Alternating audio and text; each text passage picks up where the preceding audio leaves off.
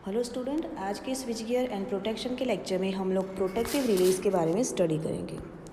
तो सबसे पहले हम देखेंगे permanent magnet moving coil relay यानी कि PMMC रिले। तो फर्स्ट ऑफ ऑल हम वर्किंग प्रिंसिपल देखेंगे। तो वर्किंग प्रिंसिपल इसका है कि जब भी हम करंट कैरिंग कंडक्टर को मैग्नेटिक फील्ड में रखते हैं तो ये जो करंट कैरिंग कंडक्टर है उसके ऊपर फोर्स लगता है। ये फोर्स की अगर हम डायरेक्शन फाइंड आउट करते हैं तो फ्लेमिंग्स के लेफ्ट हैंड रूल की हेल्प से हम उसका डायरेक्शन फाइंड आउट कर सकते हैं। तो first of all what is the statement of Fleming's left hand rule. So Fleming's के लेफ्ट हैंड रूल के हिसाब से जो लेफ्ट हैंड है उसका थंब, फोर फिंगर और मिडल फिंगर तीनों को एक दूसरे से परपेंडिकुलर रखा जाता है। उसके बाद जो मैग्नेटिक फील्ड है वो फोर फिंगर दिखाएगा, मिडल फिंगर है वो करंट की डायरेक्शन में रखा जाता है, तो थंब है वो आपको फोर्स की डायरेक्शन देगा। सो this is the statement of Fleming's left hand rule. तो यहाँ पे जो टॉर्क प्रोड्यूस होगा वो जो फ्लक्स और जो करंट कंडक्टर में से फ्लो हो रहा है उन दोनों के मल्टीप्लिकेशन से हमें मिलेगा। तब अगर हम कंस्ट्रक्शन देखते हैं तो कंस्ट्रक्शन में आप देख सकते हो कि दो परमानेंट मैग्नेट दिख रहे हैं आपको डायग्राम में, एक है N और दूसरा है N और दूसरा है S। तो यहाँ पे N और S यानी कि दो परमानेंट मैग्नेट रखे गए हैं। बीच में सॉफ्ट आयर का सिलेंडर रखा गया है, तो इसकी वजह से जो रिलक्टेंस है मैग्नेटिक पाथ का वो रिड्यूस होता है। इसके अलावा भी जो फील्ड है वो रेडियल बनता है। कॉइल है उसको वाउंड किया जाता है, जो एल्यूमिनियम फॉर्मर है उसके ऊपर कॉइल को वाउंड किया गया है और उसको बाद में एयर गैप में रखा जाता है। फॉर्मर है उसको स्पिंडल पे रखा जाता है और ये जो स्पिंडल है वो पिवोटेड की जाती है। दो कंट्रोल स्प्रिंग्स है जिसका यूज़ किया जाता है, जो आपको बीच में दिख रही है वो दो कंट्रोल स्प्रिंग है। दोनों का शेप है वो स्पाइरल शेप रहता है। जो स्प्रिंग रहती है उसका जो एक एंड होता है उसको स्पिंडल के साथ कनेक्ट किया जाता है, जबकि उसका जो दूसरा एंड होता है उसको फिक्स्ड पार्ट के साथ जॉइन किया जाता है। एक स्प्रिंग है उसको अपर पोर्शन पे और दूसरी जो स्प्रिंग रहती है उसको लोअर पोर्शन पे रखा जाता है। जो मूविंग कॉइल रहती है उसका जो एक एंड होगा वो जो अपर स्प्रिंग है उसके साथ कनेक्ट किया जाता है, जबकि मूविंग कॉइल का जो दूसरा एंड रहता है उसको लोअर स्प्रिंग के साथ कनेक्ट किया जाता है। जो कंट्रोल स्प्रिंग्स है उसका फंक्शन क्या रहता है, तो यहाँ पे जो कंट्रोल स्प्रिंग है वो कंट्रोलिंग टॉर्क को प्रोड्यूस करती है। इसके अलावा भी जो स्प्रिंग्स हैं, जो कॉइल होती है उसमें करंट को इन और आउट करवाने के लिए भी लीड करने का काम करते हैं। मूविंग कॉन्टैक्ट्स है उसको भी स्पिंडल पे रखा जाता है। अब उसका वर्किंग हम देखते हैं। तो जब भी करंट मूविंग कॉइल में से फ्लो होता है यानी कि पास होता है तो टॉर्क प्रोड्यूस होगा। इसकी वजह से कॉइल है वो डिफ्लेक्ट होगी, क्योंकि करंट जो है और मैग्नेटिक फील्ड है दोनों का इंटरेक्शन होता है। जो स्प्रिंग है वो कंट्रोलिंग टॉर्क प्रोड्यूस करता है। यहाँ पे कॉइल डिफ्लेक्ट होती है और इसकी वजह से जो कॉन्टैक्ट्स है वो क्लोज हो जाते हैं। इस टाइप के जो रिले है यानी कि PMMC रिले वो DC सप्लाई पे काम करते हैं और डायरेक्शनल टाइप के होते हैं। अगर यहाँ पे अगर हम रेक्टिफाई का यूज़ करते हैं तो उसको AC सप्लाई पर भी हम काम करवा सकते हैं, यानी कि हम इसका यूज़ कर सकते हैं। So this is the principle, construction and working of the PMMC relay. Next one है वो है thermal relay. So thermal relay, तो उसका जो वर्किंग प्रिंसिपल है वो है थर्मल इफेक्ट। तो थर्मल इफेक्ट पे थर्मल रिले काम करता है। तो यहाँ पे जो इलेक्ट्रिकल एनर्जी की जो थर्मल इफेक्ट रहती है उसके ऊपर वो काम करता है। बायोमेटालिक स्ट्रिप्स का यूज़ किया जाता है, हीटिंग कॉइल्स का यूज़ किया जाता है और करंट ट्रांसफॉर्मर्स का यूज़ किया जाता है। तो ये तीन हैं उसके मेन इंपॉर्टेंट पार्ट्स है, bimetallic strip, heating coils and current transformer. तो करंट ट्रांसफॉर्मर का क्या काम रहेगा, तो हीटर की जो कॉइल है उसमें से करंट को फ्लो करने का काम करता है CT यानी कि करंट ट्रांसफॉर्मर।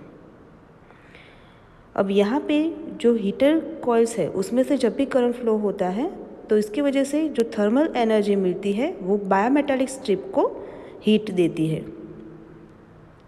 जो बायोमेटालिक स्ट्रिप है वो एलॉय, निकल के जो एलॉय होते हैं और जो स्टील होता है उसका बना हुआ होता है। इसकी वजह से क्या रहेगा कि उसकी जो हाई स्टील रेजिस्टिविटी रहती है और जो थर्मल एजिंग लगती है वो भी ये मटेरियल पे लगती नहीं है। यहाँ पे इंसुलेटर लीवर आर्म का यूज़ किया जाता है जिसको हम ट्रिप कॉइल के साथ कनेक्ट करेंगे और उसके साथ हम स्प्रिंग को भी कनेक्ट करेंगे। जो स्प्रिंग का जो टेंशन है उसको हम सेक्टर शेप्ड प्लेट की हेल्प से चेंज कर सकते हैं।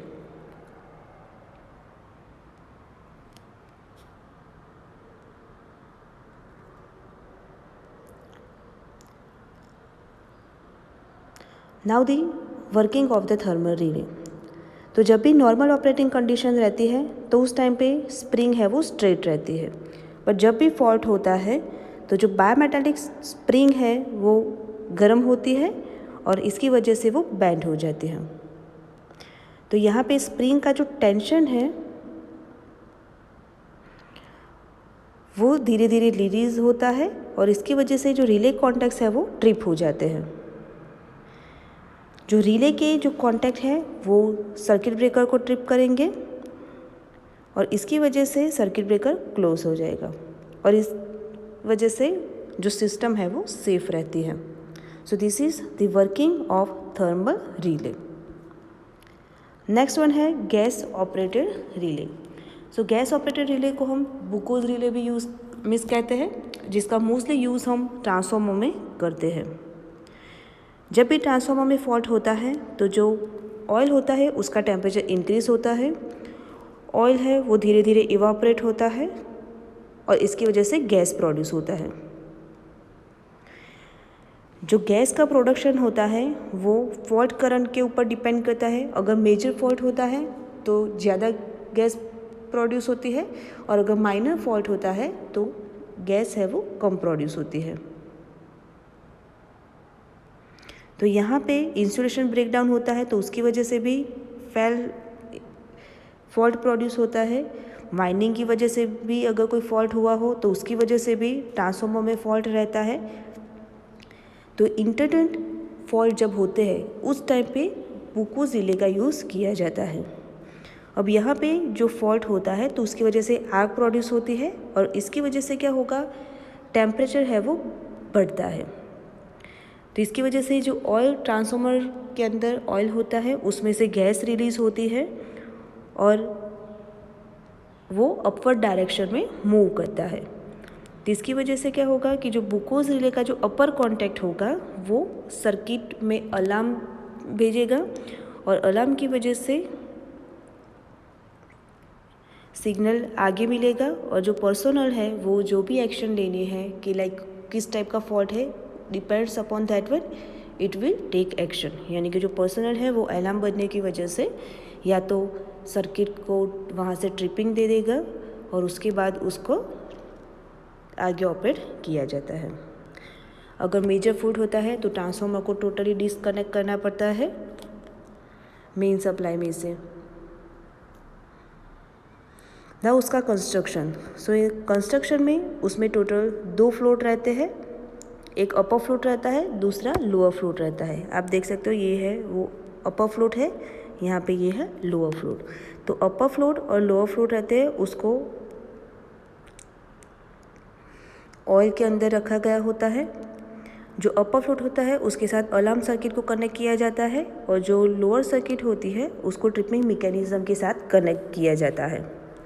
सबसे ऊपर टॉप पे रिलीज कॉक होता है। तो यहाँ पे जो अपर फ्लोट है उसमें मर्क्यूरी स्विच का यूज़ किया जाता है। सेम वे लोअर फ्लोट में भी मर्क्यूरी स्विच का यूज़ किया जाता है। जब नॉर्मल कंडीशन होती है तो दोनों स्लैंट कंडीशन में रहते हैं। अगर फॉल्ट होता है तो क्या होगा कि ऑयल है वो इवापोरेट होगा और गैस प्रोड्यूस करेगा। ओके, तो गैस होती है वो धीरे धीरे ऊपर जाती है तो उसकी वजह से जो अपर फ्लोट होता है वो हॉरिजॉन्टल कंडीशन में आ जाएगा और इसकी वजह से जो पर्सनल है उसको अलार्म मिलेगा कि फॉल्ट हुआ है। ओके, अगर मेजर फॉल्ट होता है तो जो गैस प्रोडक्शन होगा वो बहुत ज़्यादा होगा, तो उस टाइम पे अपर फ्लोट तो हॉरिजॉन्टल कंडीशन में आएगा ही, बट जो लोअर फ्लोट है वो भी हॉरिजॉन्टल कंडीशन में आ जाएगा। और जो लोअर फ्लोट रहता है उसका जो कनेक्शन है वो ट्रिपिंग सर्किट के साथ किया गया होता है, तो वहाँ से ये सर्किट ब्रेकर के कॉन्टैक्ट्स को ट्रिप कर देगा।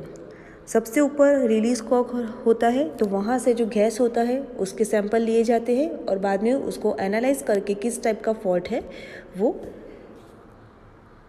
एनालाइज किया जाता है।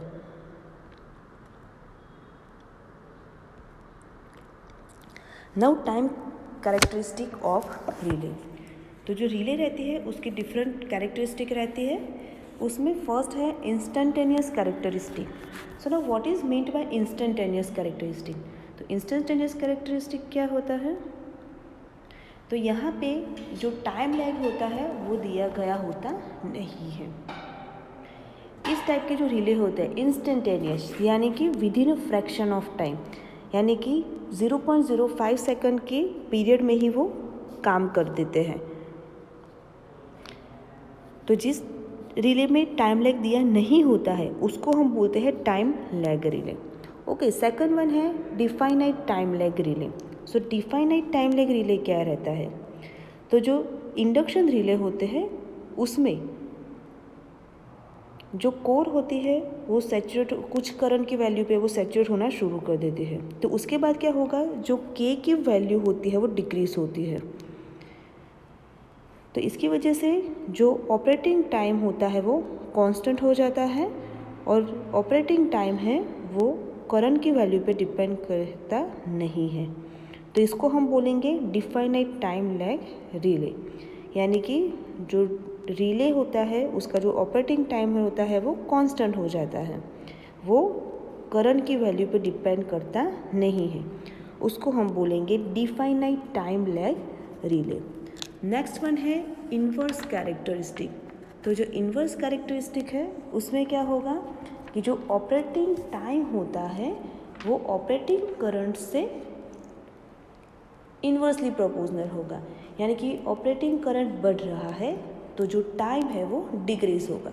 ओके, यानी कि टाइम करंट की जो कैरेक्टरिस्टिक होगी उसमें करंट के बढ़ने से टाइम है वो डिक्रीज होगा, तो इसको हम बोलेंगे इन्वर्स कैरेक्टरिस्टिक। नेक्स्ट वन है वेरी इन्वर्स कैरेक्टरिस्टिक। तो इसमें भी जो ऑपरेटिंग टाइम है वो करंट से इन्वर्सली प्रोपोर्शनल ही रहता है, बट यहाँ पे क्या होगा, जो टाइम लैग है वो करंट के स्क्वायर के इन्वर्सली प्रोपोर्शनल में चेंज होगा, यानी कि T is proportional to 1/I²।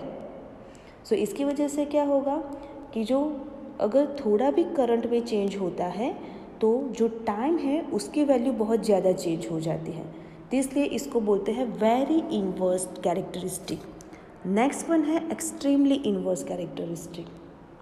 तो एक्सट्रीमली इन्वर्स कैरेक्टरिस्टिक में अगर हम इक्वेशन उसका देखने जाएं तो I⁻n T = K, और इस टाइप की जो कैरेक्टरिस्टिक है वो मोस्टली इलेक्ट्रोमैग्नेटिक रिलेज में पाई जाती है।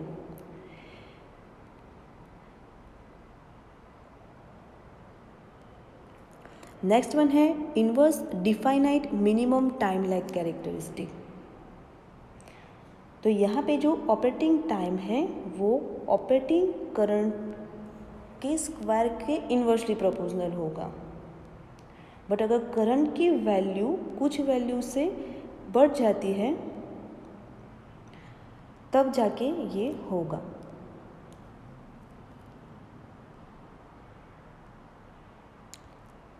नेक्स्ट वन है current setting. So current setting का इक्वेशन है pickup current divided by rated secondary current of CT multiply by 100। तो करंट सेटिंग क्या होता है, तो कुछ टाइप की ऐसी अरेंजमेंट की जाती है कि जिसकी हेल्प से करंट की वैल्यू हम एडजस्ट कर सकते हैं, जिसको हम बोलेंगे करंट सेटिंग। तो तो यहाँ पे मोस्टली टैपिंग्स का यूज़ किया जाता है। जो रिले कॉइल होती है उसमें डिफरेंट टैपिंग्स दिए जाते हैं और उसके बाद उसको प्लग बेस पे लाया जाता है।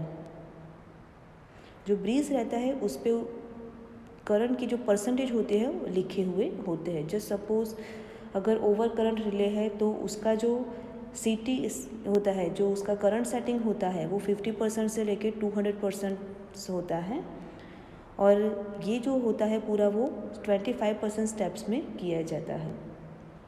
तो ऐसी हर एक रिले के लिए करंट सेटिंग होता है वो डिफरेंट होता है, जिसको परसेंटेज में लिखा जाता है। यहाँ पे करंट सेटिंग ब्रीज आपको दिखाया गया है, ओके, और यहाँ पे प्लग ब्रीज दिखाया गया है। तो जो प्लग है उसको ब्रीज में इंसर्ट किया जाता है, तो इसकी वजह से कौन सी सेटिंग हमें चूज़ करनी है वो हमें इसके ऊपर से पता चलता है। जस्ट सपोज अगर ओवर करंट रिले है और उसको हमें 150% पे ले जाना है, ओके, तो जो CT का जो रेशियो है वो 500/5 का होना चाहिए।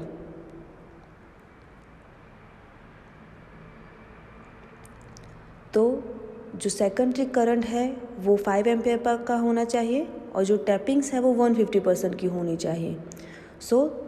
तो जो पिकअप करंट है वो हमें कितना मिलेगा, तो 150/100 मल्टीप्लाई बाय 5 यानी कि 7.5 एम्पियर के करीबन हमें वैल्यू मिलेगी। तो ये जो कैलकुलेशन है वो हम बाद में सीखेंगे। नेक्स्ट है प्लग सेटिंग मल्टीप्लायर। सो प्लग सेटिंग मल्टीप्लायर क्या होता है, तो प्लग सेटिंग मल्टीप्लाई का इक्वेशन है कि fold current of the relay coil divided bye pickup current. तो यहाँ पे अगर हम पिकअप करंट का इक्वेशन अगर रखते हैं तो PSM is equal to fault current in relay coil divided by rated CT secondary current multiply by current setting. So this is the equation for the plug setting multiplier. Now time setting multiplier. तो जैसे हम current set कर रहे हैं वैसे ही हम यहाँ पे टाइम सेटिंग करते हैं। तो टाइम सेट करने के लिए टाइम सेटिंग मल्टीप्लायर का यूज़ किया जाता है। सेम जैसे करंट सेटिंग में हम टाइम चेंज करते हैं, सेम वे वैसे ही टाइम सेटिंग दिया जाता है। तो यहाँ पे टाइम यानी कौन सा टाइम, तो जो रिले का ऑपरेटिंग टाइम है वो हम चेंज कर सकते हैं। तो इसके लिए टाइम सेटिंग मल्टीप्लायर का यूज़ किया जाता है। डायग्राम में आपको टाइम सेटिंग मल्टीप्लायर दिखाया गया है। तो यहाँ पे जो डायल है वो 0 से 1 में कैलिब्रेट किया गया है और जो बीच में जो स्टेप्स है वो आप देख सकते हो 0.05 के हैं। अगर हम PSM कर्व से टाइम को ऑब्टेन करते हैं then it is 4 second and the time setting multiplier is set to 0.2. Then the operating type of relay will be 4 second multiplied by time setting यानी कि 0.2. सो टोटल हमें time कितना मिलेगा 0.8 second.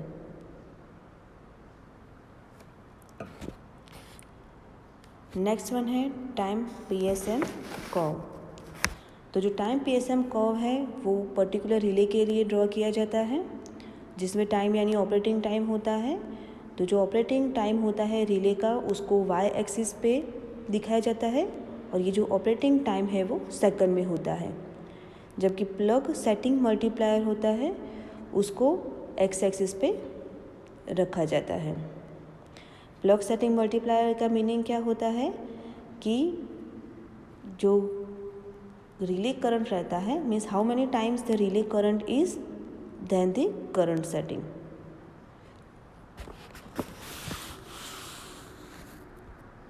Next one है directional relay. तो directional relay के advantages कौन कौन से हैं, तो उसमें स्पीड अच्छी रहती है, सेंसिटिविटी है, बर्डन लेस रहता है, sufficient short time thermal lag रहता है, रिड्यूस्ड वोल्टेज पे भी ऑपरेट हो सकता है, बट यहाँ पे मेन कंडीशन है कि ये जो है वो वोल्टेज और करंट दोनों क्वांटिटी पे काम करता है, यानी कि अगर वोल्टेज कॉइल ही दी गई होगी तो रिले ऑपरेट होगा नहीं। सो डायरेक्शनल रिले जब करंट की डायरेक्शन चेंज होती है यानी कि रिवर्स होती है उस टाइम पे ऑपरेट करता है। अगर फॉल्ट है वो एक डायरेक्शन में रहता है और अगर करंट की वैल्यू उसी डायरेक्शन में इंक्रीज़ होती रहती है तो उस टाइम पे वो ऑपरेट होता नहीं है। बट अगर करंट की डायरेक्शन रिवर्स होती है तो ही वो ऑपरेट होता है।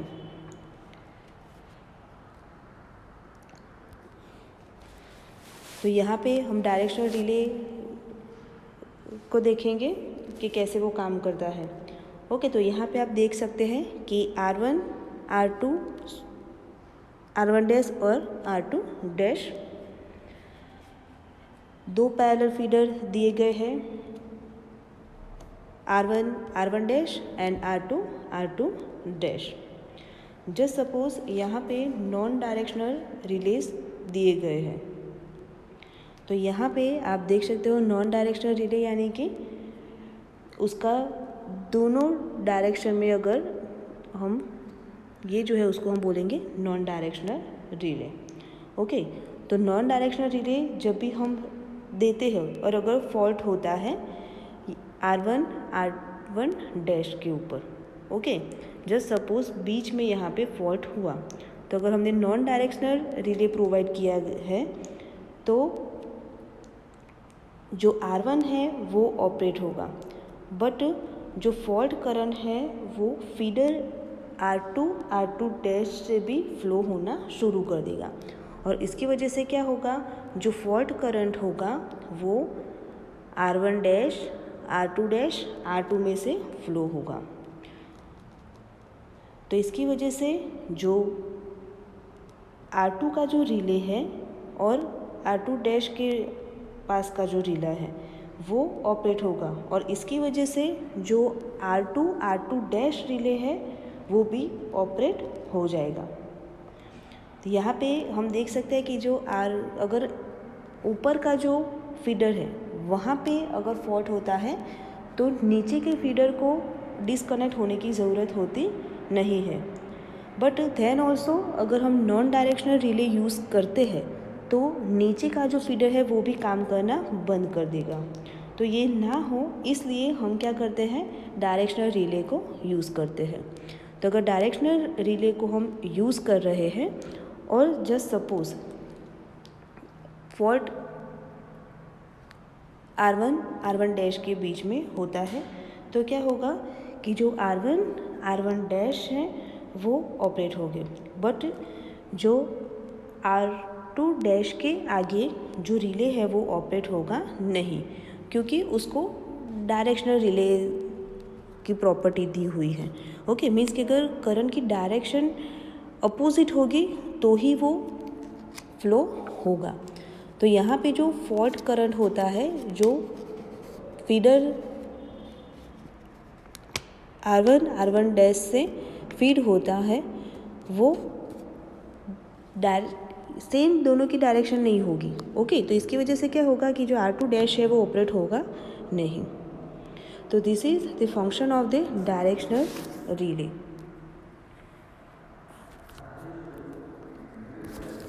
नेक्स्ट वन है डायरेक्शनल पावर रिले। तो पावर रिले कब ऑपरेट होगा कि जब पावर फ्लो की डायरेक्शन रिवर्स होती है उस टाइम पे। जो डायरेक्शनल रिले है वो कब ऑपरेट होगा कि डायरेक्शन करंट की जो डायरेक्शन है वो चेंज होगी तब डायरेक्शनल रिले ऑपरेट होगा। और डायरेक्शनल पावर रिले कब ऑपरेट होगा कि जब पावर फ्लो की डायरेक्शन रिवर्स होती है उस टाइम पे डायरेक्शनल पावर रिले ऑपरेट होता है।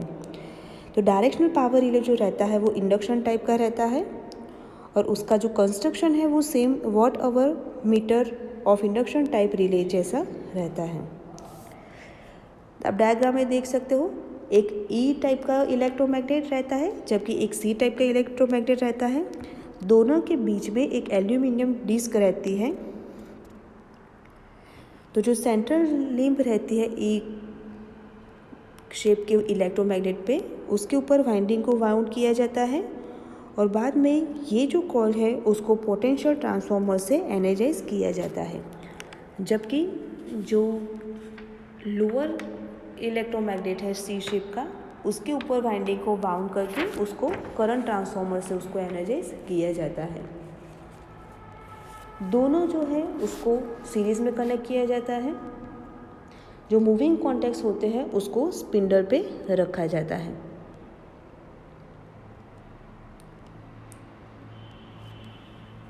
जब भी डिस्क मूव्स होती है स्पेसिफाइड डायरेक्शन में, उसी टाइम जो मूविंग कॉन्टैक्ट्स है वो फिक्स कॉन्टैक्ट के साथ क्लोज कंडीशन में आ जाते हैं।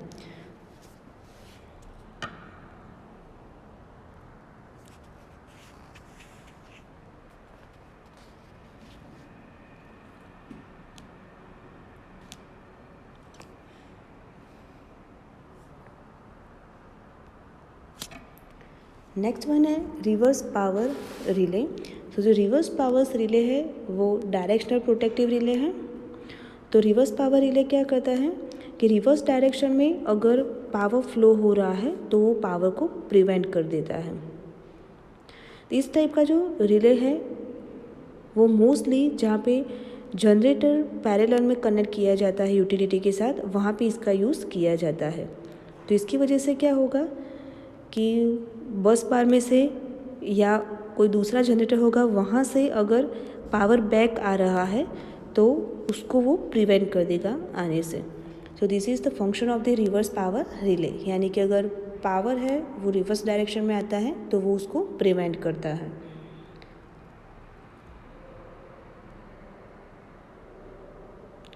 नेक्स्ट वन है डायरेक्शनल ओवर करंट रिले। तो इस टाइप का जो रिले होता है उसमें दोनों कैरेक्टरिस्टिक रहती है, यानी कि डायरेक्शनल एंड ओवर करंट दोनों फीचर्स एक ही रिले में पाए जाते हैं, इसीलिए इसको बोला जाता है डायरेक्शनल ओवर करंट।